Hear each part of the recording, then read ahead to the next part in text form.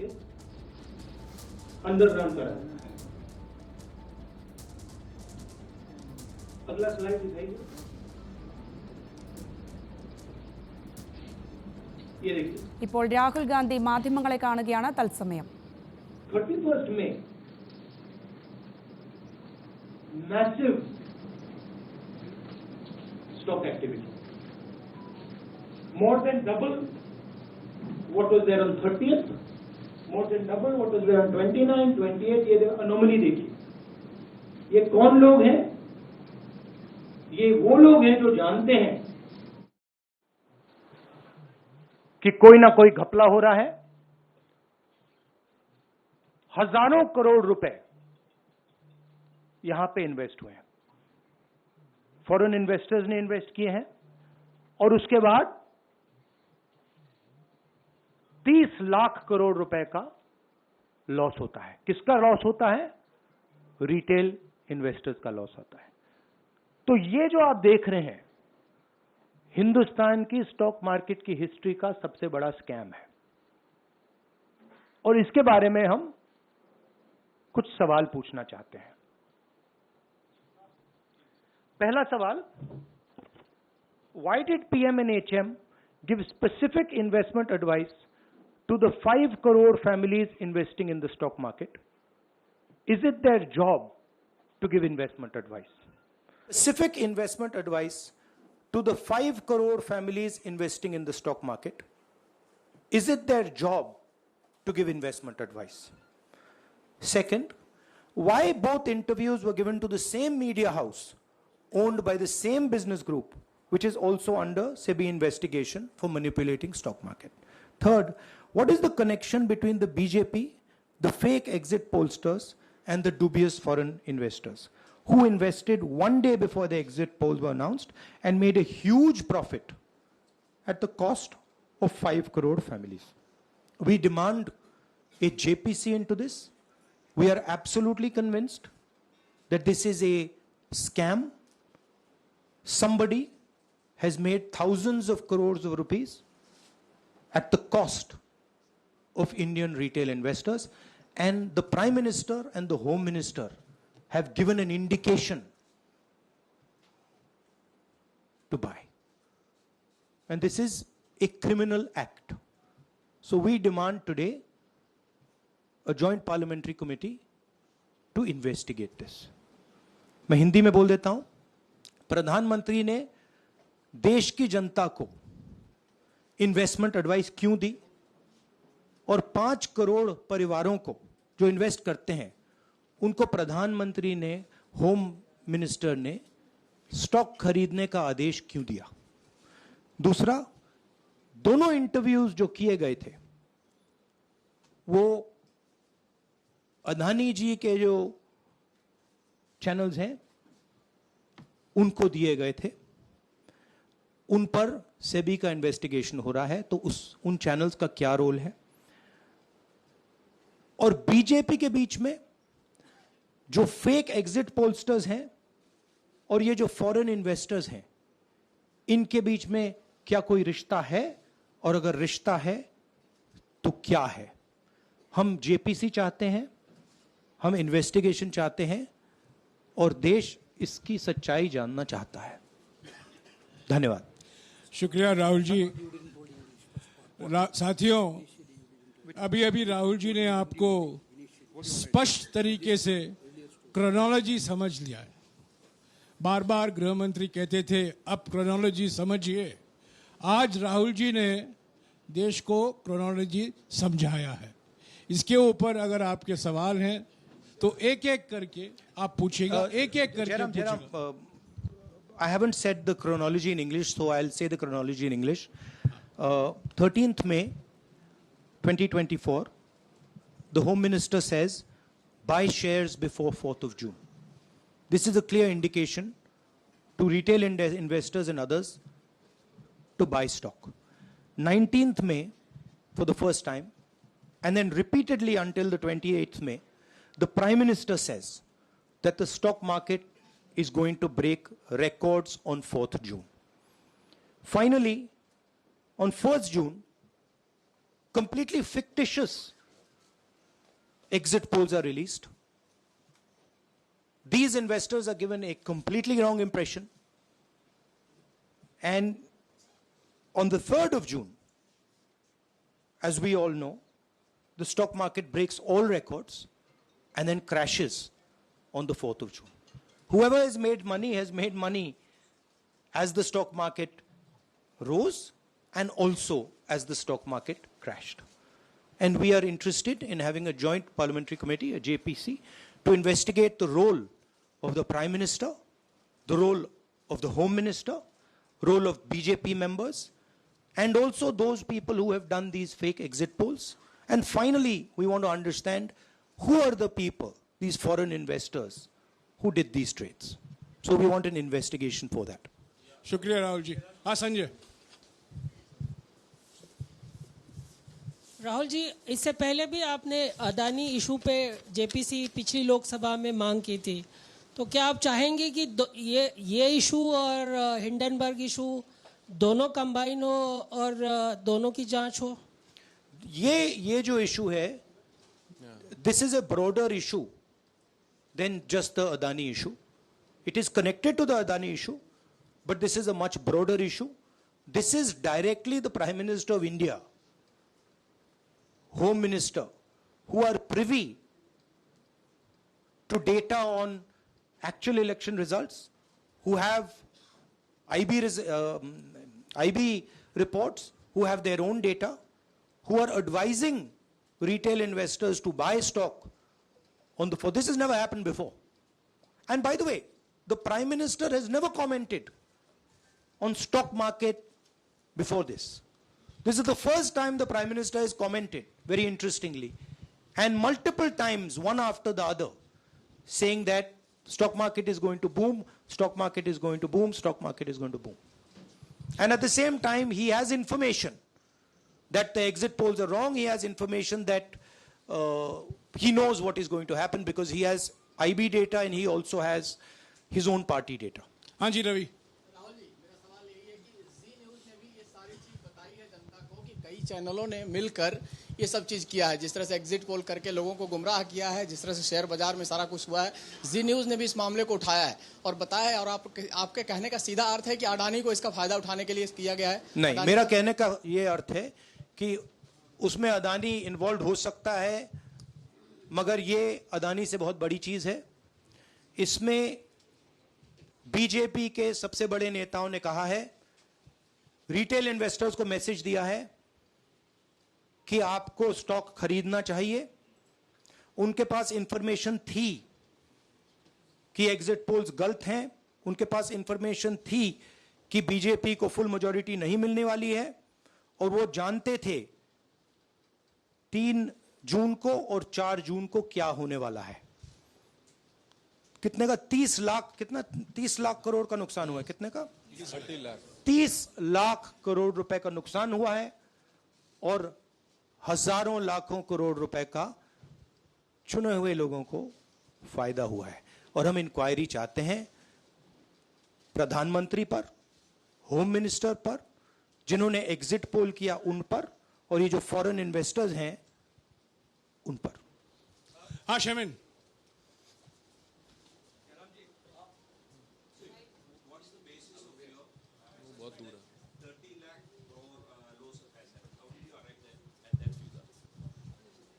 Do you want to explain?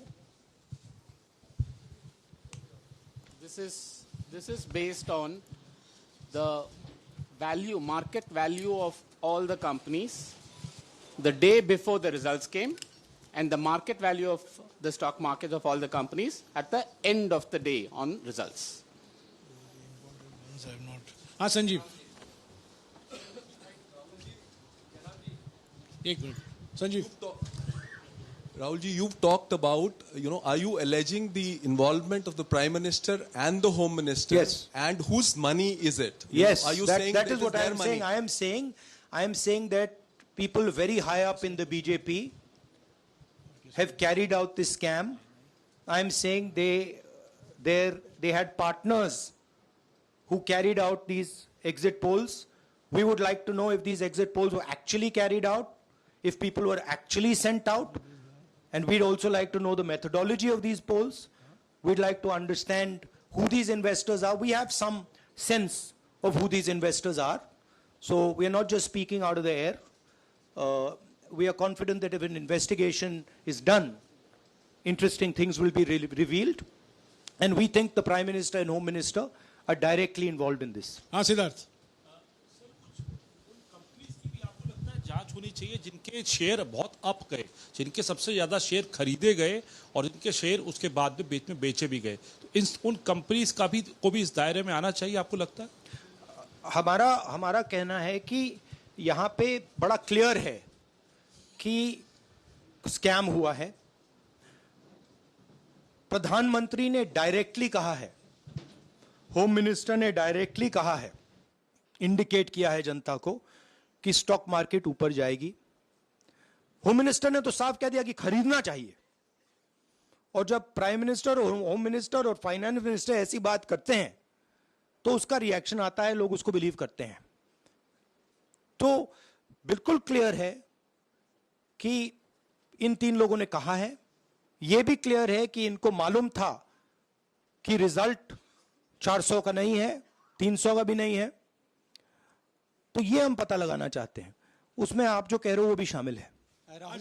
Rahul ji, Brahma Prakash Dubey, India daily life से। मेरा सवाल यह है कि जो आपने बताया है इतना बड़ा स्कैम है, पहले भी आपने कई मामले उठाए हैं, जेपीसी की मांग पहले नहीं मांगी गई है, तो क्या आपने कहा ये आपराधिक मामला है, क्या कोर्ट में जाएंगे या पुलिस में शिकायत दर्ज करेंगे? क्योंकि आप कह रहे हैं बहुत बड़ा घोटाला है ये। नहीं भैया, मैंने अभी आपको बोला हम जेपीसी डिमांड कर रहे हैं, इन्वेस्टिगेशन डिमांड कर अगर रहे हैं। नहीं मांगते तो पुलिस में, कोर्ट में जाएंगे? जो भी करना है करेंगे, बट हम आपको ये इंफॉर्मेशन दे रहे हैं कि ये जो हुआ है ये नॉर्मल चीज नहीं है। इसमें प्रधानमंत्री ने इंडिकेशन दिया है, होम मिनिस्टर ने इंडिकेशन दिया है, फाइनेंस मिनिस्टर ने इंडिकेशन दिया है, अदानी जी के चैनल्स के थ्रू इंटरव्यूज किए हैं, और फाइनली लोगों ने इन्वेस्ट किया है, लोगों ने फाइनेंशियल एक्शन लिया है, कंपनीज ने शेयर खरीदे हैं। इसी विषय पर, एक मिनट, इसी विषय पर, इस स्टॉक मार्केट घोटाले पर ही हम सवाल ले रहे हैं। मौसमी, इसी विषय पर कीजिएगा बस। एक मिनट, आ रहा हूं यार, एक मिनट। राहुल जी, एक करके आ रहा हूं यार। राहुल जी, हम लोग ने पहले भी देखा है कि आप लोग ने कई बारी जब सेशन होता है तो सत्ता पक्ष और विपक्ष आमने सामने होता है, जेपीसी की मांग होती है और सेशन पे सेशन वॉश आउट हो जाते हैं और जनता का पैसा वेस्ट होता है। तो क्या आपको ये तो बीजेपी की लाइन है। तो क्या नहीं, मतलब जनता का पैसा के सेशन वाटर, आप ऐसी टी शर्ट ले लो ना, एक मैं आपको दे दूंगा, उनका वो सिंबल दे दूंगा आपको, ये उनकी लाइन है। सवाल आपको पसंद नहीं आए वो अलग बात है, पर आपको किसी नहीं, की सवाल मुझे बहुत पसंद आ रहा है। इस तरह से उंगली उठाने की जरूरत नहीं। आप चेक बहुत अच्छा लग रहा है, बोलिए। बीजेपी का बैच पहनने की आप जरूरत सवाल नहीं। पूछे ना, सवाल नहीं, आपको भी जयराम साहब ये बोलना चाहिए, नहीं, सवाल गलत पूछे, बात है। सवाल पूछे।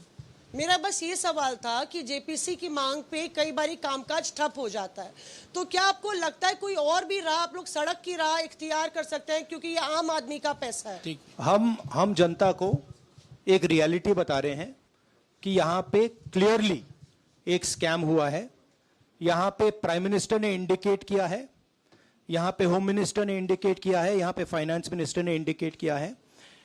नॉर्मली बीजेपी की ये पोजीशन होती है कि जब भी हम कोई मुद्दा उठाते हैं तो हम पार्लियामेंट का टाइम वेस्ट कर रहे हैं। वही पोजीशन आपने अपनाई है, इसीलिए मैंने आपसे कहा कि देखिए आप बीजेपी की पोजीशन ले रही हैं। रियलिटी ये है कि हम जेपीसी करवाएंगे। अब ऑपोजिशन में बहुत ज्यादा ताकत है, बहुत ज्यादा स्ट्रेंथ है, और पूरा जो पार्लियामेंट की सिचुएशन है वो बदल गई है। हाँ जयेंद्र, राहुल जी, जेपीसी की मांग जो आपने की है वो तो पार्लियामेंट सेशन में होगी, लेकिन ये जो आम निवेशक हैं देश भर के जिनका 30 लाख करोड़ डूबा है, उनमें कर्नाटक के, तेलंगाना के, हिमाचल के भी लोग होंगे। तीनों राज्यों में आपकी सरकार है, क्या राज्य की जो जांच एजेंसी है उसके जरिए आप जो उन राज्यों के निवेशकों का कम से कम पैसा डूबा है, ये जो आप पूरे नेक्सस की बात आप कर रहे हैं, गुमराह करने की बात कर रहे हैं, क्या वहां से कोई कार्रवाई की हम उम्मीद कर सकते हैं? सोचा जा सकता है, बट ऐसी चीज के लिए शायद जेपीसी सही औजार होगा। हाँ Ranjit, last question. Ranjit, okay, Mohit is asked, Ranjit. यार आप पूछते रहे। मोहित चलो। आपको ऐसे सर मैं He's upsetting me. सर मैं मोहित आपने चमत्कार किया, पूछ लीजिए। सर मैं मोहित हूँ न्यूज नेशन से। नहीं जानता हूँ। सर लगातार पिछली घोटालों में भी आपने जेपीसी की बात की थी, आपने हर जांच की बात की और ये एक बड़ा घोटाला सामने आया, इसमें भी आप जेपीसी की मांग कर रहे हैं। कितनी उम्मीद है कि ये लोग जेपीसी की ये लागू करेंगे? आपको क्या लगता है कि ये जेपीसी लागू करने वाले, अगर नहीं करेंगे फिर क्या करेंगे आप लोग? नहीं, हम प्रेशर लगाएंगे, डालेंगे, बट मुझे लगता है कि जो पहले राजनीतिक सिचुएशन थी, जिस इंप्यूनिटी के साथ प्रधानमंत्री पहले काम करते थे, मुझे लगता है वो अब खत्म हो गया है, तो दूसरा नतीजा आएगा। राहुल जी ये आखिरी है क्या और दो लेंगे? ये आखिरी है। आखिरी ये आखिरी हो गया, इन्होंने कह दिया आखिरी। ओके रंजीता।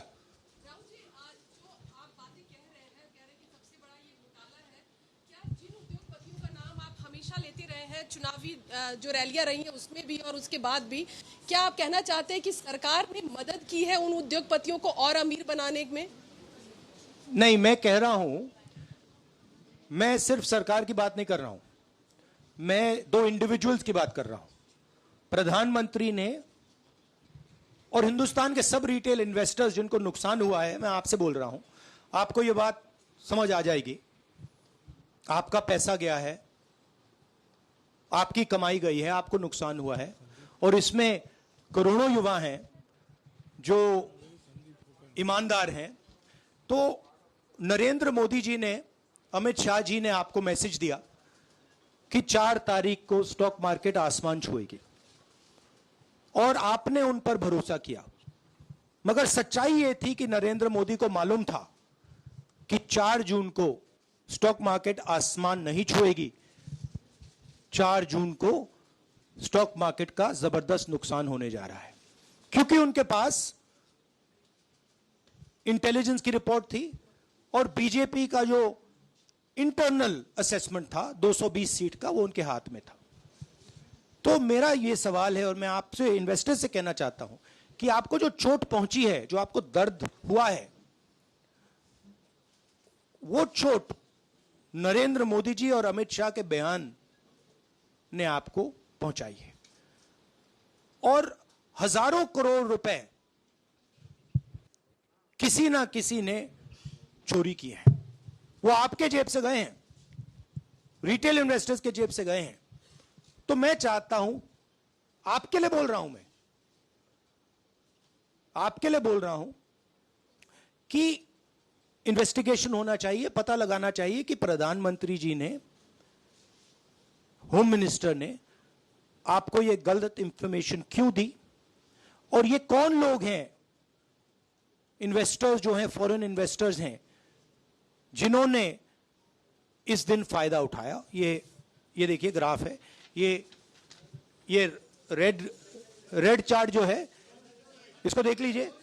ये नॉर्मल ट्रेडिंग है, ये नॉर्मल ट्रेडिंग है, ये ग्रे वाली नॉर्मल ट्रेडिंग है, और ये जो ट्रेडिंग है ये अबनॉर्मल ट्रेडिंग है, ये 2-3 गुना है, और फिर ये हुआ है नुकसान। तो ये नरेंद्र मोदी जी और अमित शाह से मैं पूछ रहा हूं कि आप में इसमें आपका क्या रोल था, और रिटेल इन्वेस्टर्स के लिए पूछ रहा हूं, आपकी मदद करने के लिए पूछ रहा हूं, और इन्वेस्टिगेशन होगा तो आपके लिए होगा। धन्यवाद, शुक्रिया, थैंक यू।